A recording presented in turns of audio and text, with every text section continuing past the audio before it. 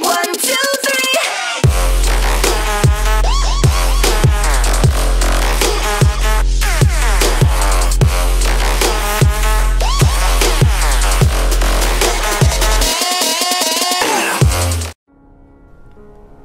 Hey guys, how's it going? Remington here, and today I'm with you to take a look behind the scenes at the intro I made for Lightningwing. He was the contest, my 900 subscriber giveaway contest winner. So here we can see the intro. I'm going to go ahead and play the full thing right now so you guys can see what it looked like. 1, 2, 3.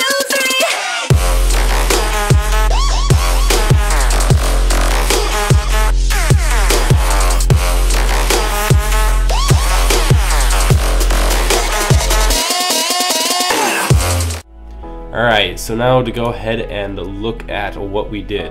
So the song behind this is Diplo, Set Me Free, feat Liz. I think that's all it is. Hey, that rhymed. That was perfect. Anyway, to do this I used After Effects with the Element 3D plugin from Video Copilot. So let's go ahead and jump into Element 3D here. And we can kind of see this is the text setup. So if you look really up close, I got the textures nice and small so you can see them all. Hey, that rhymed too. I'm like on spot today. So I basically used a simple bezel. So I used one text object and then another text object, and it created this nice outline that you see here. I am a little sick, by the way. My nose is kind of stuffed up, so I might sound a little funny. And then from here I made a second model, which is the sphere that you see in the background on the outside. I made this just by inverting the normals, and textures aren't quite as small on this one, but they still are pretty small. They're the right size.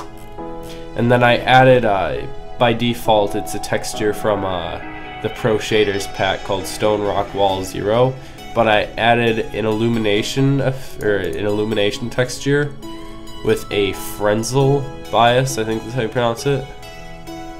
Yeah, Fresnel, whatever this is. I added that, and then it kind of just makes it so it only lights up the portion you're looking at, as opposed to if I were to drop it instead of the whole thing, it's just the part you're looking at, which makes it look almost like a reflection. So after I did that, I cannot talk.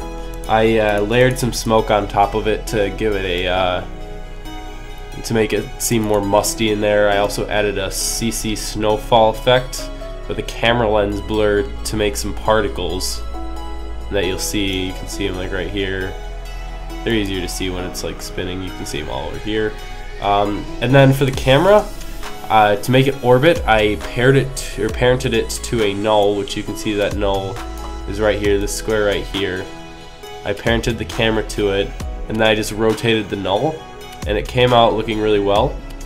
And then every time, if we look at the waveform here, every time there is a drop or a bass hit, I zoomed in the camera a bit, and then I also made the text spin. So I had this organized into 3 compositions. In the second composition, well, first composition is the basic video. The second composition is color correction. I don't know why I have that fast blur on there, it's not doing anything. But then I had a ramp with levels and calculations, which makes a vignette, which you can see pretty well, especially from this view. You can see the edges are very dark compared to the center. And then I used the auto color, auto contrast, just to give it a bit more. I'm not that good with color correction, I'm still learning, so yeah. And then even with auto color and auto contrast on there, by default it looked very red, as you can see right here. So with this color balance, I kind of took out some of the reds and I didn't boost any of the blues, but I took out the reds, which really emphasized the blues. And then I added a wiggle effect onto it to make it a bit more cinematic, I guess. That's what I tried to go for in this intro: cinematic and really good syncing. And then the final composition, I added a linear wipe effect coming from both angles to create those black bars you see on either side of the screen. Now, something I really like about this intro is in this last scene right here, you can really see up in this corner, you can really see those textures. And you're so close in, it makes it look really cool. And I really like that about this intro. And that is about it. I do want to go back into Element 3D though. And I just want to show you what this looks like without any textures applied to it.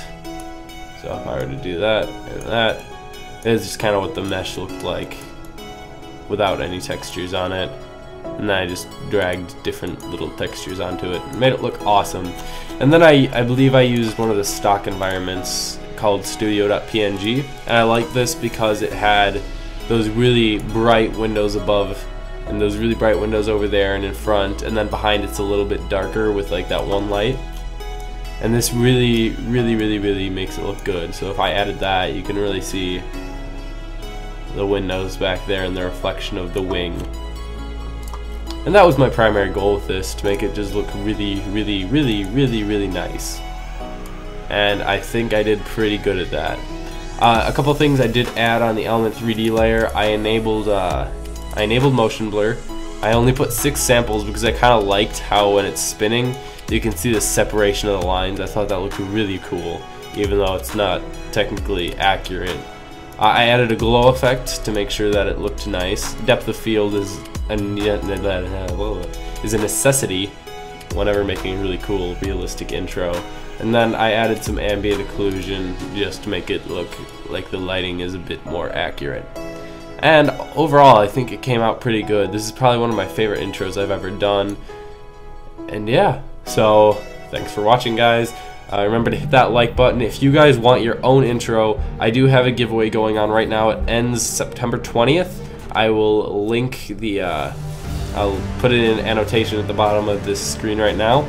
Also, if you do want a custom intro and you don't just want a customized template giveaway thing, add me on Skype. It's Remington Graphics, one word, or email me grant.wilco4@gmail.com, and I will try and get back to you as soon as I can. So thanks for watching, and I'll see you guys next time. Adios.